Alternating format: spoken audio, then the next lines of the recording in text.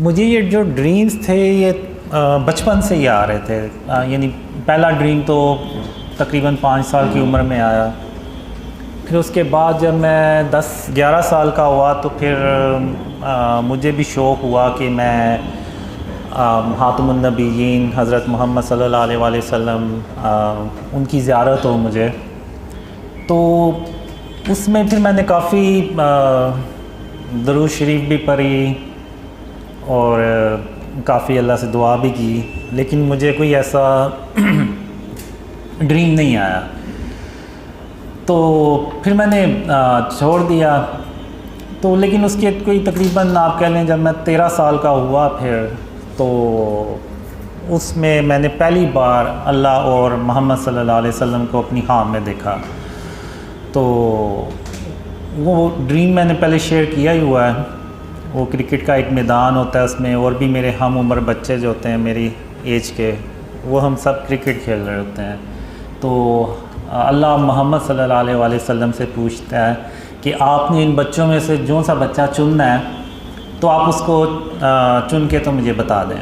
तो फिर हज़रत मोहम्मद सल्लल्लाहु अलैहि वसल्लम सारे बच्चों को देखते हैं और आखिर में मेरी तरफ देखते हैं और मुझे ऐसे उंगली से इशारा करके कहते हैं कि या अल्लाह मैंने इस बच्चे को चुना। तो फिर अल्लाह कहता है कि अच्छा ठीक है, अब आए यहाँ से चलते हैं। तो वो दोनों चले जाते हैं, लेकिन मैं वहाँ पे खड़ा सोचता रहता हूँ कि आखिर ख़ातमुन नबिय्यीन मोहम्मद सल्लल्लाहु अलैहि वसल्लम ने मुझे ही क्यों चुना। यहाँ पे मुझसे अच्छे भी बच्चे थे, लेकिन उनमें से किसी को क्यों ना चुना। तो वो ड्रीम वहीं ख़त्म हो जाता है। तो उसके बाद ये ड्रीम्स आते हैं, थोड़े बहुत आते हैं। कभी बारिश हो रही है, कभी मेरे पीछे कोई पड़ा हुआ है और मैं अल्लाह मुझे उससे बचा लेता है। तो वो मुझे बाद में पता चलता है कि वो एक्चुअली में दज्जाल था। तो फिर जब मैं 17 साल का होता हूँ तो ये जो ड्रीम्स का जो सिलसिला है ना, ये कंटिन्यू होता है। यानी ये चलता है। तो उस वक़्त से ये चला हुआ और ये आज तक मुझे जो ड्रीम्स है ना वो आते हैं। यानी मैं अगर मैं सोया हुआ ना, कोई 15-20 मिनट के लिए भी मैं सोता हूँ तो मुझे कोई ना कोई ड्रीम आ ही जाता है छोटा मोटा। तो ये जो सिलसिला है ना वो आज तक ऐसे ही चल रहा है। और इसमें ख़ातमुन नबिय्यीन हज़रत मोहम्मद सल्लल्लाहु अलैहि वसल्लम और अल्लाह इन्हीं ड्रीम में से कुछ ड्रीम्स होते हैं, उनमें फिर वो आते हैं। और कुछ ड्रीम्स होते हैं जो उनमें नहीं आते, लेकिन वो यानी आगे चल के फिर सच्चे होते हैं। तो मैं यही समझता रहा कि जो अल्लाह के जो वादे हैं, एक ड्रीम था जिसमें अल्लाह ने पहली बार मुझसे बात की, उसी में अल्लाह ने उन वादों का ज़िक्र किया था। वो ड्रीम मुझे आया था 94 में। तो उसमें अल्लाह कहता है कि कासिम, जो वादे मैंने तेरे साथ किए हैं मैं उनको पूरा कर दूंगा, और अगर मैं अपने वादे ना पूरे कर सका तो मैं तमाम जहानों का बादशाह नहीं हूँ। तो ये जो अल्लाह के वर्ड थे वो आज भी मुझे हूबहू वैसे ही याद है। तो अब मैं यहाँ पे ये समझता रहा कि अल्लाह के वादे बस ये हैं कि मुझे एक लड़की भी थी जो ड्रीम्स में आती थी। तो मुझे बस यही रहा था कि अल्लाह के वादे ये हैं कि मेरी उससे शादी हो जाएगी और हैप्पी एंडिंग हो जाएगी बस। तो मेरा कभी दूसरी तरफ ध्यान ही नहीं गया कि जो ड्रीम्स अल्लाह ने मुझे क़यामत से रिलेटेड दिखाए हैं, जिसमें आप कह लें major science of क़यामा, Yajuj Majuj, दज्जाल, ईसा अलैहिस्सलाम और फिर क़यामत के दिन के ड्रीम्स। तो मेरा उस तरफ कभी ध्यान नहीं गया। और ये मुझे ड्रीम्स आए थे 2003 से 2005 के बीच में। इस तरह के बहुत ज़्यादा ड्रीम्स आए जो दज्जाल, ईसा अलैहिस्सलाम, याजूज माजूज और साइन ऑफ क़यामा, ये जो ग़ज़वा हिंद और जो क़यामत के दिन के बारे में ड्रीम्स थे। तो मेरा कभी ध्यान ही नहीं गया कि अल्लाह के वादे ये भी हो सकते हैं। तो 2013 में जब वो लड़की मुझे छोड़ गई और मुझे भी यकीन हो गया कि वो मुझे नहीं मिलने वाली, तो फिर मैं यानी मेरी ड्रीम की तरह की सिचुएशन, मैं अपना सर पकड़ के बैठ गया और मैंने कहा कि मेरा तो सारा मैंने अपनी ज़िंदगी ज़ाया कर दी है, तो अब जो वक़्त गुज़र गया वो वापस तो नहीं आएगा। जनवरी 2014 में अल्लाह ने मुझे एक ख्वाब में बताया कि कासिम, मैंने उस लड़की के ज़रिए तेरी 20 साल आजमाइश की।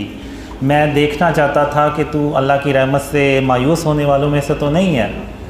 तो मैं ड्रीम में इवन मैंने अल्लाह से एक तरह से गिला भी किया कि आखिर तूने एक लड़की के ज़रिए मुझे क्यों आजमाया। तो अल्लाह ने कहा, कासिम, मैंने तेरे इतने साल आजमाइश करनी ही थी, चाहे उसका तरीका कुछ भी होता। तो तुम अब घर जाओ और घर जाके तो आराम करो और मैं फिर तुम्हें बताऊंगा कि तुमने आगे क्या करना है। तो 20 या 22 अप्रैल 2014 इसमें अल्लाह ने पहली बार मुझे कहा कि कासिम, जो ख्वाब मैंने तुम्हें दिखाए हैं वो लोगों से बयान करो। मैं दुनिया वालों को दिखाना चाहता हूँ कि तुम कौन हो। तो जब मैं सुबह उठा तो मैंने कहा कि ये तो बड़ा अजीब सा अल्लाह ने हुक्म दिया है। ये तो ऐसा हुक्म है कि वो यानी अगर मैं मेरे घर वाले यकीन ना करें तो जो मुझे जानता ही नहीं है तो वो कैसे यकीन करेगा इन ड्रीम्स पे। तो बहरहाल फिर मैंने कहा कि मैं खातमुन नबीयीन मोहम्मद सल्लल्लाहु अलैहि वसल्लम का वेट करता हूँ कि वो क्या हुक्म देते हैं। तो वो भी कोई 7 दिन हफ्ता 10 दिन बाद ड्रीम्स में आए, तो उन्होंने भी मुझे वही कहा कि जो ख्वाब अल्लाह ने तुम्हें दिखाए हैं वो लोगों से बयान करो। तो चूँकि अब अल्लाह और मोहम्मद सल्लल्लाहु अलैहि वसल्लम दोनों ने मुझे वही हुक्म दिया तो मेरे पास फिर कोई और चॉइस ही नहीं थी। मैंने फिर वो ड्रीम शेयर करना शुरू किए ईमेल्स के थ्रू अपने घर वालों से इधर उधर, तो किसी ने यकीन ही नहीं किया। तो फिर सितंबर में मैंने तकरीबन वो ईमेल्स के थ्रू भी ड्रीम्स शेयर करना छोड़ दिए। तो फिर अक्टूबर 2014 में एक ख्वाब में मैं अल्लाह से कह रहा होता हूँ कि अल्लाह, इन ख्वाबों पे कोई यकीन नहीं करने वाला और मैं सिर्फ़ अपना वक्त ज़ाया कर रहा हूँ। तो अल्लाह फिर कहता है कि नहीं कासिम, जब मैं किसी काम का इरादा करता हूँ तो फिर मैं उसको करके छोड़ता हूँ और मुझे रोकने वाला कोई भी नहीं होता। तो फिर अल्लाह इंटरनेट को बुलाता है और इंटरनेट को हुक्म देता है कि जो कासिम के ख्वाब है ना, ये पूरी दुनिया में फैलाओ। तो वो फिर वो दुनिया में फैलाता है। तो फिर उसके बाद मैंने करते करते जनवरी 2015 में ड्रीम्स को ऑनलाइन शेयर करना शुरू किया। वो भी एक तो इस ड्रीम से मुझे थोड़ा सा आइडिया हुआ और दूसरा ये था कि कोई दिसंबर के शुरू में खातमुन नबीयीन मोहम्मद सल्लल्लाहु अलैहि वसल्लम ख्वाब में एक ही रात में 2 बार आए और उन्होंने मुझे यही कहा कि कासिम, अपने ख्वाब लोगों से बयान करो, पाकिस्तान को बचाने के लिए, इस्लाम को बचाने के लिए। तो वो एक ही रात में 2 बार आए। तो मैंने यानी जब भी खातमुन नबीयीन मोहम्मद सल्लल्लाहु अलैहि वसल्लम एक ही रात में 2 बार ख्वाब में आए तो वो इसका मतलब होता है कि मुझे वो काम करना होता है। तो वो फिर मैंने जनवरी 2015 में स्टार्ट किए ड्रीम शेयर करना। तो वो इतने कमेंट्स बीच में नीचे इतने बुरे कमेंट्स आए तो मैंने कहा मैंने इस काम के लिए तो नहीं ये ख्वाब शेयर करना शुरू किए थे कि लोग मुझे बुरा भला के हैं। तो वो फिर मैंने जनवरी के एंड तक ना पक्का फ़ैसला कर लिया कि मैं इन ख्वाबों को ना शेयर करना बंद कर दूँगा। तो फिर 8 फरवरी 2015 उसमें ड्रीम में खातमुन नबीयीन मोहम्मद सल्लल्लाहु अलैहि वसल्लम आए और उनकी आवाज़ जो थी ना वो बहुत ही अफसरदा थी कि ऐसे जैसे अगर मैंने ये काम छोड़ दिया तो वो उनके लिए यानी बहुत बड़ा मसला हो जाएगा। तो उन्होंने फिर मुझे कहा कि कासिम, अल्लाह की रहमत से मायूस नहीं हुआ करते और तुम इस काम को मत छोड़ो और इसको करते रहो और अल्लाह तुम्हारी मदद कर रहा है और तुम अपनी मंजिल के बहुत करीब हो। तो मैं जब सुबह उठा तो मैंने कहा कि रसूल अल्लाह सल्लल्लाहु अलैहि वसल्लम के लिए जान भी हाजिर है, तो ये तो सिर्फ बुरे कमेंट्स हैं। तो फिर मैंने कंटिन्यू किया उसको काम को, लेकिन फिर भी दिल में था मेरे कि लोग क्या कहेंगे, यानी इस तरह से क्योंकि वो कमेंट्स बहुत ही बुरे होते थे, यानी अभी भी बुरे ही करते हैं कमेंट्स। तो फिर मार्च 2015 में अल्लाह ने एक ख़्वाब में कहा, यानी उसमें एक अल्लाह मुझे कहते हैं कि कासिम इन अंधेरों में कब तक पड़े रहोगे, बाहर निकलो और उस जगह को तलाश करो जो मेरी रहमतों और बरकतों से भरी पड़ी है। तो मैं बड़ा खुश होता हूँ कि अल्लाह मुझे इन अंधेरों से बाहर निकालने आया है। तो जब मैं बाहर जाता हूँ अपने घर से तो वहाँ पे मैं देखता हूँ 8-10 कोई भूखे शेर भरे साइज़ के वो घूम रहे होते हैं। तो मैं डर के अंदर भागता हूँ, मैं कहता हूँ कि ये तो मुझे वैसे ही कच्चा खा जाएंगे। तो मैंने फिर अंदर आके अल्लाह से भी कहा। तो इसी दौरान वो फिर 3 कुत्ते होते हैं वो जो खिड़की से अटैक करने लगते हैं, लेकिन वो फेंस लगी होती है तो वो वहीं से टकरा के तो पीछे हो जाते हैं।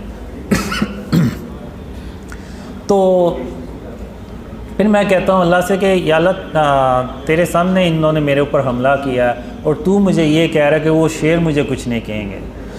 तो फिर अल्लाह खैर उनको मार देता है और फिर अल्लाह मुझे कहता है कि कासिम या तो वो काम करो जिसका मैंने तुम्हें हुक्म दिया है या फिर इन अंधेरों में हमेशा हमेशा के लिए पड़े रहो और तुम मेरा यकीन करो मैं तुम्हारी हिफाजत करूँगा और तुम्हें तुम्हारी मंजिल तक बाहिफाजत पहुँचाऊँगा।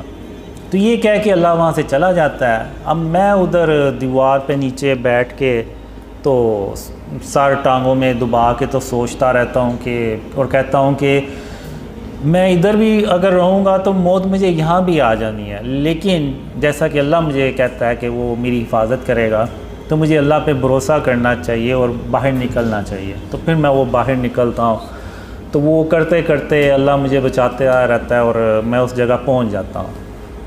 तो फिर अल्लाह मुझे कहता है कि कासिम क्या मैंने तुम्हें नहीं कहा था कि मैं तुम्हें तुम्हारी मंजिल तक बाहिफाजत पहुँचाऊँगा। तो फिर मैं अल्लाह से कहता हूँ कि हाँ या अल्लाह तूने अपनी बातें सच कर दिखाई। तो यहाँ पे फिर मैं कहता हूँ अल्लाह से कि अब मैं कल अपने जितने भी मेरे काम हुए मैं वो सारे कर लूँगा। तो फिर यहाँ पे अल्लाह सीरियस हो के ना मुझे कहता है अच्छा कासिम तो फिर मैं भी उसके बाद क़यामत कायम कर दूँगा। तो इस तरह के भी ड्रीम्स जो है ना काफ़ी मुझे आए जिसमें क़यामत का आखिरी दिन होता है और मैंने अपने काम करने होते हैं, लेकिन मैं हर ड्रीम में किसी न किसी वजह से अपने काम कंप्लीट नहीं कर पाता। लेकिन अल्लाह अपनी रहमत से क़यामत कायम नहीं करता और एक और दिन देता है जिसमें वो फिर मैं उससे अगले दिन जो होता है ना वो अपने सारे काम कंप्लीट करता हूँ। तो फिर जब अल्लाह ने मुझे ख्वाबों का हुक्म दिया शेयर करने का, तो फिर मैंने सोचा कि कहीं अल्लाह के वादे वो तो नहीं है जो मुझे एंड ऑफ टाइम से रिलेटेड आए थे, जिसमें हम ईसा अलैहिस्सलाम से जाके मिलते हैं और फिर वो क़यामत के दिन के ख्वाब। तो मैंने कहा हो सकता है अल्लाह के वादे जो है ना वो हों। लेकिन फिर भी जब मैंने ड्रीम शेयर करना शुरू किए तो मैंने कहा बस 2-4 लोग यकीन कर लेंगे, इससे ज़्यादा नहीं करेंगे।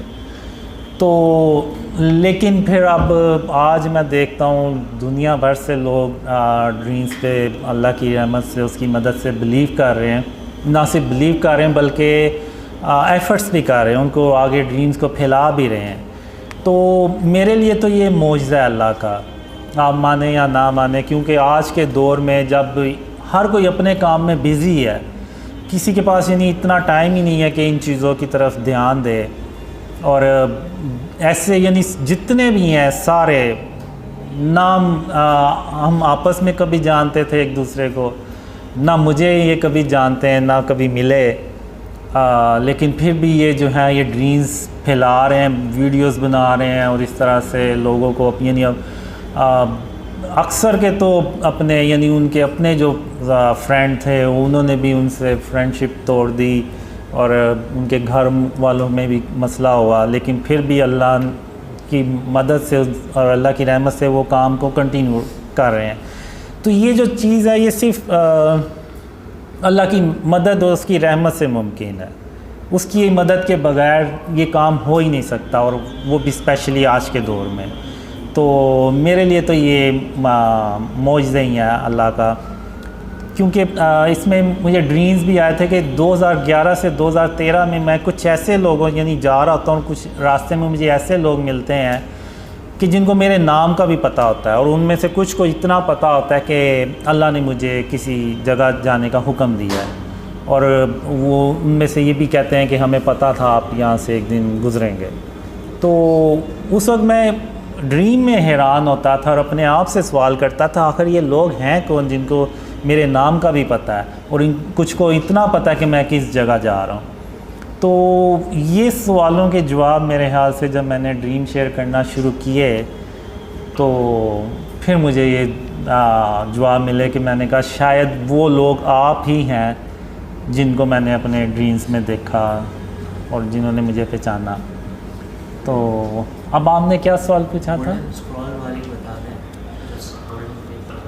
जी, अब जब मैंने ड्रीम शेयर करना शुरू किए तो उसमें फिर जो अल्लाह और ख़ातमुन नबीयीन मोहम्मद सल्लल्लाहु अलैहि वसल्लम थोड़ा यानी नॉर्मल रूटीन से थोड़ा ज़्यादा आना शुरू हुए, जिनमें अल्लाह थोड़ा सा ज़्यादा आना शुरू हुआ। तो शुरू में जब मैंने ड्रीम शेयर करना शुरू किए तो फिर ख़ातमुन नबीयीन मोहम्मद सल्लल्लाहु अलैहि वसल्लम ने भी मुझे ड्रीम्स में कहा कि कासिम मेरा ये पैगाम लोगों को, मेरी उम्मत को दे दो कि जो तुम्हारी मदद करेगा वो ऐसे ही जैसे उसने मेरी मदद की। और फिर उसके बाद कुछ ड्रीम्स में ऐसे भी आया कि अल्लाह जो है ना वो गोल्डन पेपर्स में उन लोगों के नाम लिख रहा है जो यानी शुरू में इन ड्रीम्स को फैलाते हैं। और मुझे ये भी ड्रीम्स में आया कि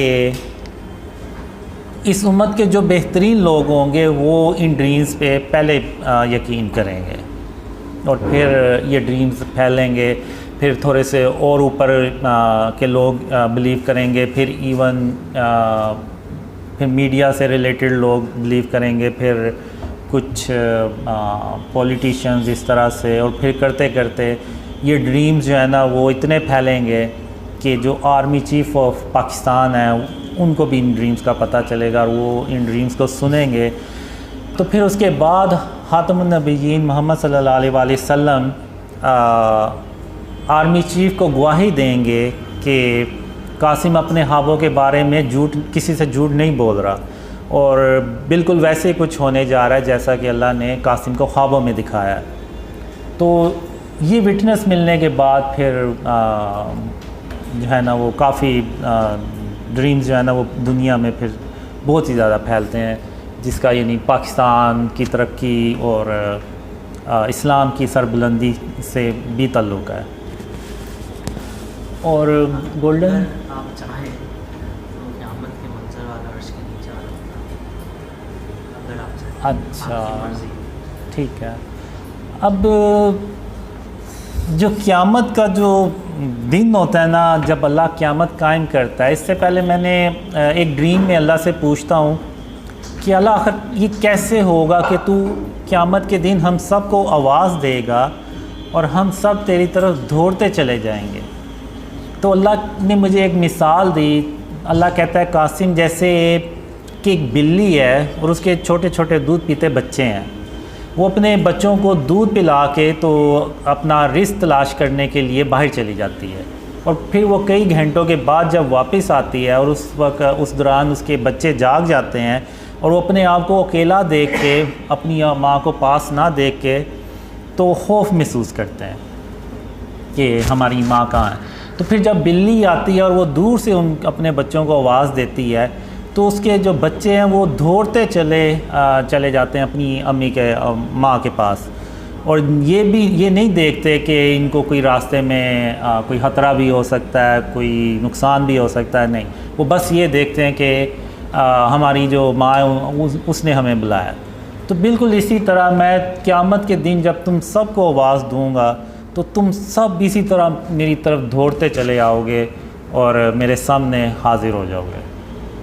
तो अब जब मैंने देखा अपने ड्रीम्स में कि अल्लाह क़यामत कायम कर देता है, तो अब मुझे ऐसे लगता है जैसे मैं ज़मीन से उग के निकला हूँ, जैसे कोई पौधा उगता है तो उस तरह से ना मैं ज़मीन से उगा हूँ, और जैसे ही मैं उठा हूँ तो वो ऑलरेडी यानी होता है कि मैंने अल्लाह रब्बुल आलमीन के पास जाना है, यानी उसके सामने जाना है। तो अब मैं उधर ऐसे तेज़ तेज़ चलता हुआ ना तो जैसे अल्लाह ने ऑलरेडी मुझे बताया हुआ कि मैंने कहाँ जाके खड़े होना है, तो मैं उधर जाता हूँ और जाके खड़ा हो जाता हूँ।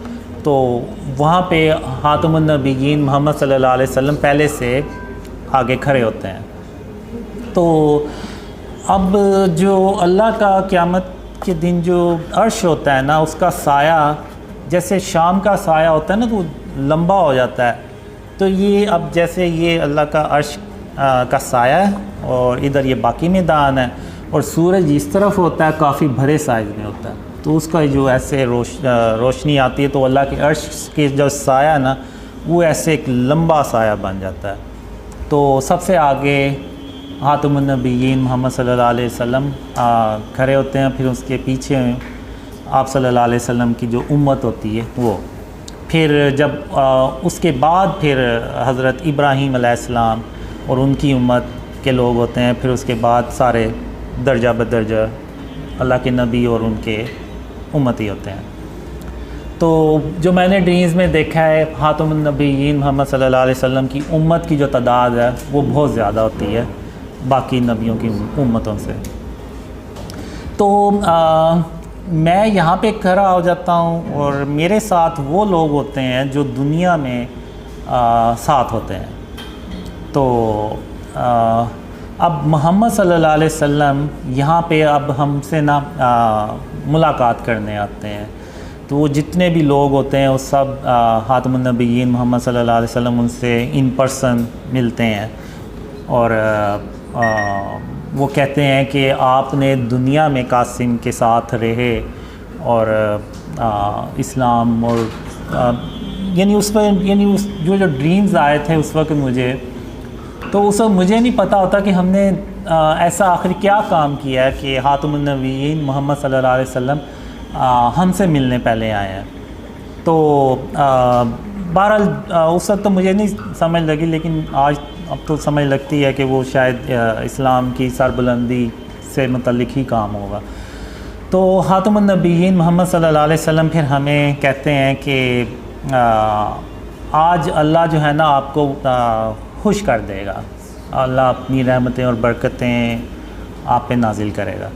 तो इस तरह से मैंने ना वो ड्रीम में देखा, और उस वक्त मैं ड्रीम में भी यानी ये सोच रहा होता हूँ, हैरान हो रहा होता कि हमने आखिर दुनिया में ऐसा क्या काम किया होगा कि खातमुन नबिय्यीन मोहम्मद सल्लल्लाहु अलैहि वसल्लम खुद हमसे मिलने आए हैं। तो वो इस तरह का ड्रीम होता है।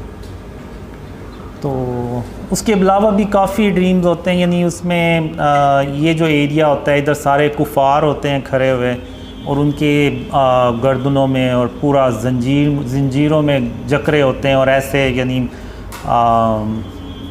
कि उनके ऊपर ये आज जो दिन है ना वो बहुत भारी है।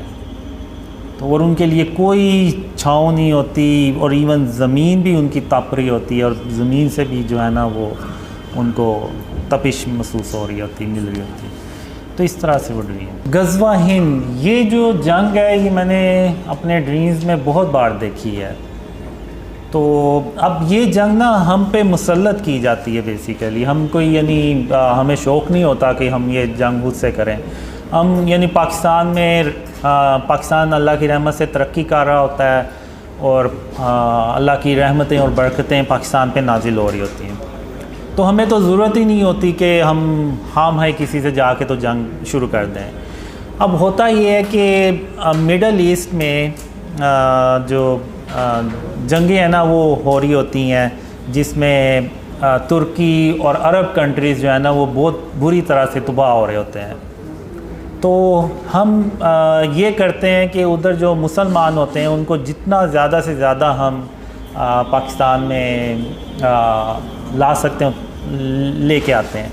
इससे पहले मैं थोड़ा सा ये बता दूं कि जब आर्मी चीफ़ को गवाही मिलती है मेरे ड्रीम्स के बारे में, तो फिर उनको भी, आर्मी को भी यकीन हो जाता है कि जो पाकिस्तान है ना इसका जो एंड ऑफ टाइम में और आगे जो इवेंट्स आने हैं ना उसमें बहुत अहम की रोल इसने प्ले करना है। तो उस सिलसिले में फिर पाकिस्तान में रिफॉर्म्स होती हैं, जिसको आप कह लें कि इस्लामी सदारती निज़ाम जिसको आप कह लें। तो इस तरह से ना वो चेंज होता है सिस्टम। और जो दूसरा सवाल आपने पूछा है तो वो पाकिस्तान जो अल्लाह ने मुझे ड्रीम्स में दिखाया है कि जब तक हम शिर्क और उसकी इक़साम से पाकिस्तान को पाक नहीं करेंगे तो अल्लाह की मदद भी नहीं आएगी। अभी होता यह है कि हम जो भी प्लान्स बनाते हैं तो उसमें अल्लाह की मदद हमारे साथ नहीं होती, क्योंकि शिर्क जो है ना वो पाकिस्तान में जगह जगह भरा पड़ा है। अब शिर्क सिर्फ ये नहीं है कि अल्लाह के साथ किसी को शरीक ठहराना, ये जो स्टैचूज़ हैं, बुत हैं, आर्ट और कल्चर के नाम पे जो डेकोरेशंस बनाए हुए हैं और जो तस्वीर हमने बड़ी बड़ी बिल बोर्ड्स पर लगा के रखी हुई हैं, ये जो फ़िज़िकल चीज़ें हैं ये आपको जगह जगह नज़र आएंगी, ये भी फॉर्म ऑफ शिर्क है। अब मक्का जो काबा है उसमें 360 जो थे वो बुत ही पड़े हुए थे, तो अब वो बुत वो वाले हों या जो आज के दौर में बुत बनाते हैं आर्ट और कल्चर के नाम पे वो हों, वो सब सेम ही है। उनकी जो प्रेजेंस है या उनकी जो वजूद है वो वही है, सिर्फ शक्लें डिफरेंट हैं और तो कोई मसला नहीं, और तो कोई डिफरेंस नहीं है। तो अगर आप देखें तो आज के दौर में आप एक टाउन से 360 से ज़्यादा इस तरह के स्टैचूज़ निकाल लेंगे। तो ये जो चीज़ें हैं ना ये सब फॉर्म ऑफ शिर्क में आती हैं। अब इब्राहीम अलैहिस्सलाम ने बुतों को तोड़ा, अब नौज़बिल्ला उन्होंने कोई उसको करना तो नहीं था लेकिन उन्होंने फिर भी तोड़ा, क्योंकि वो अल्लाह का हुक्म था और उन्होंने उस सरज़मीन को शिर्क से पाक करना था। तो वो तभी होता है जब वो बुत तोड़े जाए, बुत ख़त्म किए जाएं और तस्वीरें ख़त्म की जाएं। अब मैं यहाँ पे ये नहीं कह रहा कि लोग बाहर निकलें और तोड़ दें, ये हुकूमत का काम है और वही करे ये काम तो बेहतर है और उसे ही करना चाहिए, और वही कानून बनाएं कि इस तरह जो भी अपने दुकानों में स्टैचूज़ रखेगा या गैर ज़रूरी तस्वीरें लगाएगा तो उसको फ़ाइन होगा या जो भी। तो जब आर्मी चीफ़ को विटनेस मिलती है तो उसके बाद पाकिस्तान को शिर्क और उसकी इक़साम से पाक किया जाता है और फिर अल्लाह की मदद आती है, और जो हम प्लान्स बनाते हैं अल्लाह की मदद उसमें शामिल होती है। तो पाकिस्तान जो है ना वो तेज़ी से तरक्की करता है, और लेकिन दूसरी तरफ वो अरब कंट्रीज़ में डिस्ट्रक्शन होती चली जाती है और पाकिस्तान तरक्की करता चला जाता है और इंडिया से हज़म नहीं होता तो वो पाकिस्तान पे अटैक करने लगता है। तो उस वक़्त अल्लाह फिर 3000 काले रंग के जंगी जहाज़ भेजता है, और उन जंगी जहाज़ों को देख के तो इंडिया की अकेला पाकिस्तान पे अटैक करने की हिम्मत ही नहीं पड़ती। तो चूँकि अब पाकिस्तान तरक्की कर रहा होता है तो जो दुनिया के बाकी के मुल्क होते हैं ना उनको भी ये फ़ियर आना शुरू हो जाता है कि अगर हमने पाकिस्तान को ना रोका तो ये कल को हमारे ऊपर हुकूमत करेगा। तो चूँकि वो अरब कंट्री में ऑलरेडी डिस्ट्रक्शन कर रहे होते हैं तो वो फिर इंडिया के साथ मिल के तो एक बहुत बड़ी जंग पाकिस्तान पे मुसल्लत करते हैं, तो जिसको कि वो गज़वा हिंद कहा जाता है। जो मैंने ड्रीम्स में देखा है वो शायद 100 झंडे 100 मुल्क हों जो सारे मिल के ना तो पाकिस्तान के ख़िलाफ़ हो जाते हैं। तो अब इस दौरान पाकिस्तान की जो आबादी है वो भी ज़्यादा होती है, क्योंकि लोगों को पता चलता जाता है कि ये एंड ऑफ टाइम और इस तरह से गज़वा हिंद का वक्त आ रहा है। तो लेकिन इसके बावजूद लोगों में ना वो कुछ मुसलमान जो पाकिस्तान में होते हैं उनमें फ़ियर भी होता है कि पता नहीं पाकिस्तान बचेगा भी या नहीं, क्योंकि वो दुश्मन ही इतनी बड़ी तादाद में होते हैं। तो लेकिन अल्लाह जो है वो पाकिस्तान की मदद करता है, और इस जंग में हातिमुन नबिय्यीन मोहम्मद सल्लल्लाहु अलैहि वसल्लम खुद फ़िज़िकल शिरकत भी करते हैं और वो उस जंग में मौजूद होते हैं। लेकिन वो जो सरबराह होता है उसके इल्म में होता है या कुछ जो लोग होते हैं करीबी उनको पता होता है कि हातिमुन नबिय्यीन मोहम्मद सल्लल्लाहु अलैहि वसल्लम भी इस जंग में शरीक हैं। तो अब जो मैंने ड्रीम्स में देखा है कि पाकिस्तान का 10% से ज़्यादा जो है ना वो नुकसान नहीं होना चाहिए इस जंग में, और फिर जब जंग शुरू होती है तो अल्लाह मदद करता है और पाकिस्तान जो है ना वो हिंदुस्तान को ना डिफ़ीट कर देता है। और जो मैंने ड्रीम्स में देखा है वो इतनी ज़्यादा तबाही होती है कि उसमें तकरीबन 80 करोड़ लोग जो है ना वो मारे जाते हैं, जिसमें बहुत ज़्यादा तादाद हिंदुस्तान उनकी होती है। तो तो उसके बाद मैं देखता हूँ तो जो औरतें, बच्चे और बुज़ुर्ग जो है ना, वो बहुत बड़ी करोड़ों की तादाद में बच जाते हैं। और हम उस जंग में भी खातमुन नबिय्यीन मोहम्मद सल्लल्लाहु अलैहि वसल्लम के जो बनाए हुए असूल हैं जो जंगों में, वही हम उसको भी